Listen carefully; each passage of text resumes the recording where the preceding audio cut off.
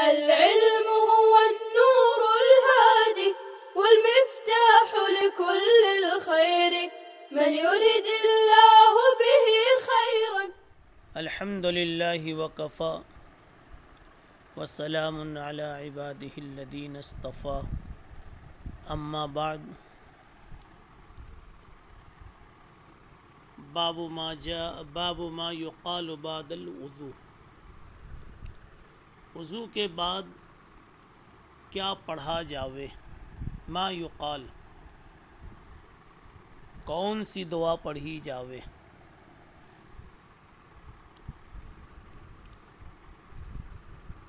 روایت جو آ رہی ہے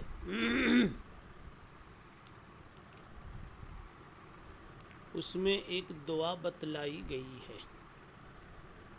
اور وہ وہی دعا ہے جو ہمارے اور آپ کے درمیان اس وقت رائج ہے، یعنی اشہد ان لا الہ الا اللہ وحدہ لا شریک لہ واشہد ان محمدا عبدہ ورسولہ اللہم اجعلنی من التوابین واجعلنی من المتطہرین. اس کے علاوہ دو دعائیں اور وضو کے بعد پڑھی گئی ملتی ہیں، یعنی کل 3 دعاؤں کا وضو کے بعد پڑھا جانا منقول ہے. ایک تو ہو گئی اشہد ان لا الہ الا اللہ وحدہ لا شریک لہ واشہد ان محمدا عبدہ ورسولہ اللہم اجعلنی من التوابین واجعلنی من المتطہرین. دوسری دعا اللہم اغفر لی ذنبی ووسع لی فی داری وبارک لی فی رزقی. امام نسائی نے نقل کیا ہے اس حدیث کو. تیسری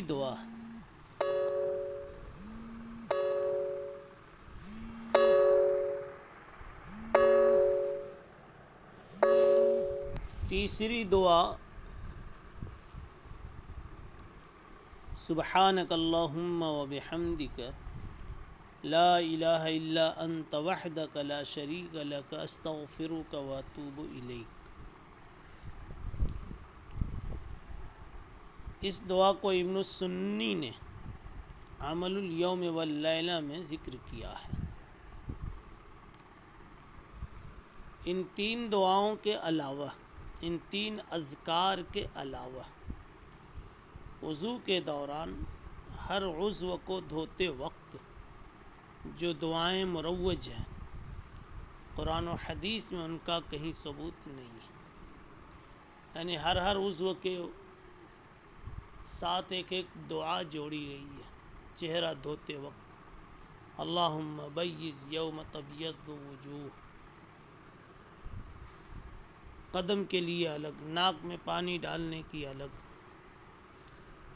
اور یہ اردو میں جو مسنون دعائیں کے نام سے کتاب ملتی ہے اس میں اس کو لکھا گیا ہے. بظاہر اس سے اس کا مسنون ہونا سمجھ میں آتا ہے، لیکن صحیح بات یہ ہے کہ ان دعاؤں کا ان اعضاء کے ساتھ مربوط ہو کر منقول ہونا ثابت نہیں.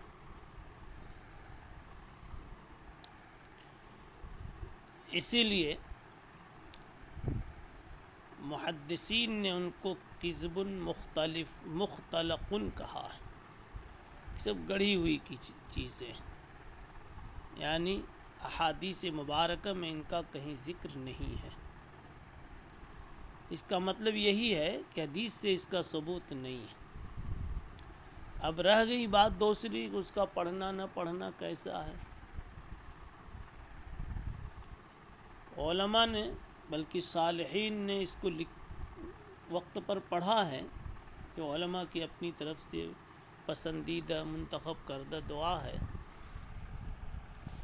اس لیے اگر کوئی سنت نہ سمجھ کر اور سنیت کا اعتقاد نہ رکھ کر پڑھتا ہے تو اس کے پڑھنے میں کوئی حرج نہیں ہے، لیکن اگر کوئی اس کو سنت سمجھتا ہے اور سنت سے ثابت سمجھتا ہے، حدیث سے ثابت سمجھتا ہے، تو پھر حرج ہے۔ اقرب الی سنت تو یہی ہے کہ جتنا نبی پاک صلی اللہ علیہ وسلم نے پڑھا ہے، جتنا ذکر کیا ہے، اتنا ہی کر کے ایسے مواقع، منقول مواقع پر اتنے ہی پر اکتفا کیا جاوے۔ روایت دیکھیے، روایت کے الفاظ یہ ہیں: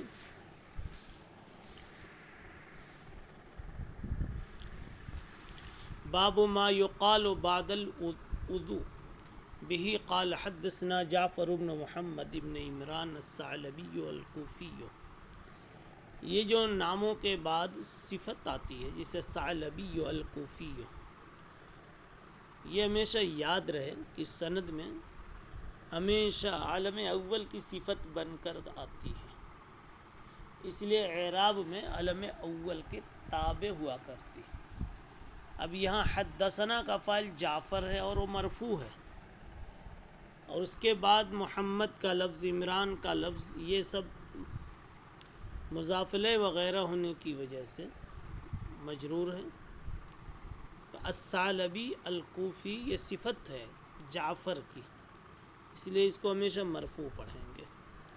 بہ قال حدثنا جعفر بن محمد بن عمران الثعلبی الکوفی قال حدثنا زید بن حباب عن معاویہ بن صالح عن ربیعہ بن یزید الدمشقی عن ابی ادریس الخولانی و ابی عثمان عن عمر بن الخطاب قال قال رسول اللہ صلی اللہ علیہ وسلم من توضأ فاحسن الوضوء ثم قال اشهد ان لا اله الا الله وحده لا شريك له واشهد ان محمدا عبده ورسوله اللهم اجعلني من التوابین واجعلني من المتطہرین۔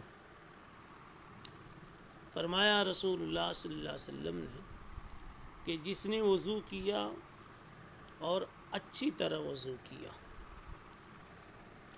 اچھی طرح وضو کرنے کا مطلب ہے وضو کے آداب و مستحبات تک کی بھرپور رعایت کی اس نے، فرائض کے ساتھ ساتھ، سنن کے ساتھ ساتھ آداب و مستحبات کو بھی اس نے مکمل طور پر ادا کیا۔ ثم قال اشہد ان لا الہ الا اللہ وحدہ لا شریک لہ۔ وضو کے بعد پھر اس نے یہ دعا پڑھی: اشہد ان لا الہ الا اللہ وحدہ لا شریک لہ واشہد ان محمدا عبدہ ورسولہ، اور پھر یہ پڑھا: اللہم اجعلنی من التوابین واجعلنی من المتطہرین۔ تو فرمایا فتحت لہ ثمانیۃ ابواب من الجنہ یدخل من ایہا شاء۔ جنت کے 8 دروازے اس کے لیے کھول دیے جاتے ہیں، وہ جس دروازے سے چاہے داخل ہو جائے گا۔ یعنی قیامت کے دن ایسے شخص کے لیے جس نے وضو اتنے اہتمام سے کیا اور یہ دعا پڑھی، تو اس کے لیے جنت کے 8 دروازے کھول دیے جائیں گے، استقبال کے لیے، اکرام کے لیے، وہ جس دروازے سے داخل ہونا چاہے گا داخل ہوگا۔ اس باب میں وفی الباب عن انس وعقبۃ بن عامر، اس باب میں حضرت انس اور عقبہ ابن عامر رضی اللہ عنہما سے بھی روایت ہے۔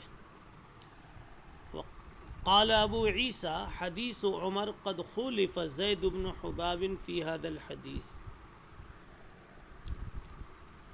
ابو عیسیٰ ترمذی کہتے ہیں کہ عمر کی حدیث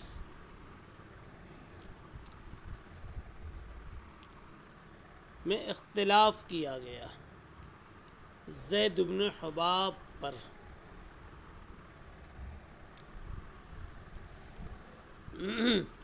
روا عبداللہ ابن صالح وغیرہ عن معاویہ بن صالح عن ربیعہ بن یزید۔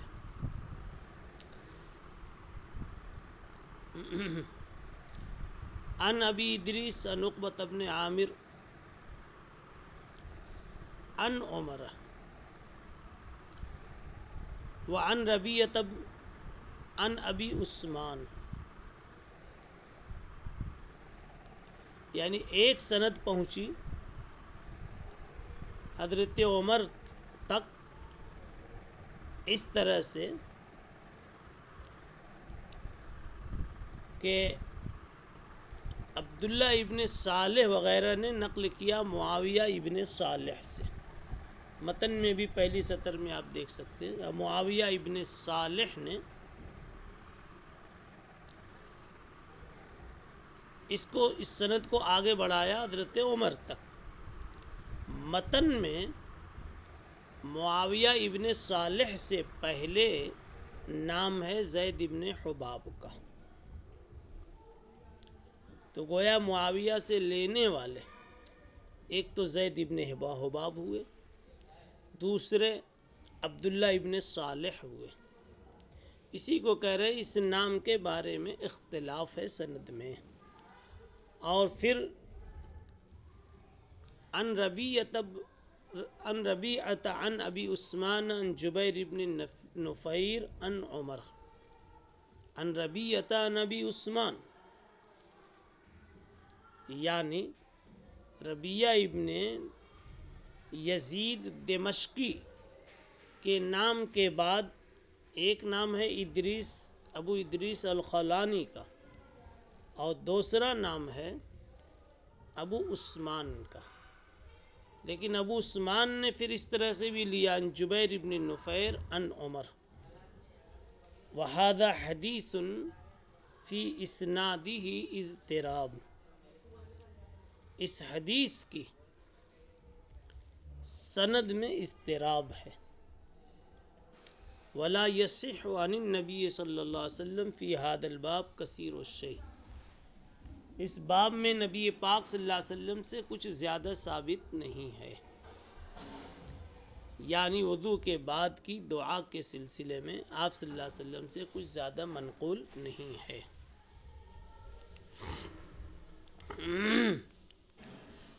دوسرا باب ہے الوضو بالمد. ایک ٹکڑا رہ گیا. قال محمد ابو ادریس لم یسمع من عمر شیئا، ابو ادریس حضرت عمر سے انہوں نے کچھ سماع نہیں کیا ہے. اس حدیث کی یہ حقیقت انہوں نے ظاہر فرما دی ہے. بہرحال اگر یہ حدیث کمزور بھی ہے تو اذکار اور وظائف اور دعاؤں اور فضیلتوں کے تعلق سے ہے، اس لیے مقبول ہے. اس باب میں اگلے باب میں بتایا جا رہا ہے کہ آپ صلی اللہ علیہ وسلم وضو اور غسل میں کتنا پانی استعمال فرماتے تھے. الوضو بالمد، آنے والی روایت سے معلوم ہوگا کہ نبی پاک صلی اللہ علیہ وسلم وضو میں 1 مد پانی استعمال کرتے تھے اور غسل میں 1 صاع پانی استعمال کرتے تھے.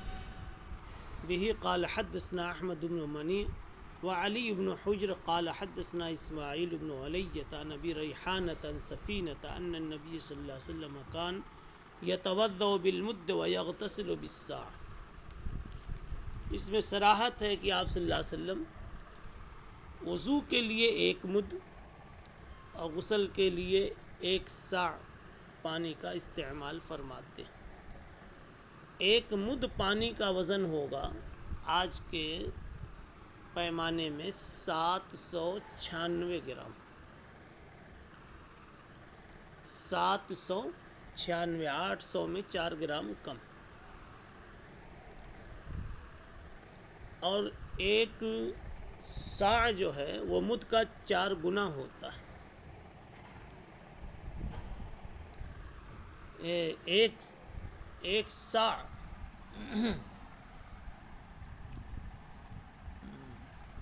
ہو جائے گا 3 کلو.